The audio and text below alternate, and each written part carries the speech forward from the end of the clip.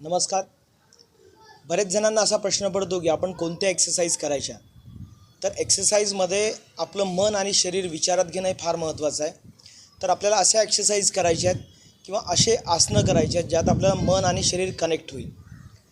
बरेच जणं असे एक्सरसाइज करतात की ज्यात ते फार जास्त दमून जातात, की फार जास्त घाम येतो आणि त्यांना वाटतं आपलं एक्सरसाइज झाली. पण याच्यात आपल्याला मनाचा विचार होत नाही. त्याच्यामुळे मन आणि शरीर आपलं कनेक्ट झालं पाहिजे. पातंजली ऋषी सांगतात की योग चित्तवृत्ती निरोधा, म्हणजे आपण योग केल्यानंतर आपल्या ज्या चित्त आहे किंवा ज्याला आपण मन म्हणतो त्याच्या वेगवेगळ्या वृत्ती आहेत, ज्याला आपण षडरिपू म्हणतो. हे काम, क्रोध, मोह, मत्सर, मद आणि हे जे आहेत याच्यावर आपलं कंट्रोल आलं पाहिजे.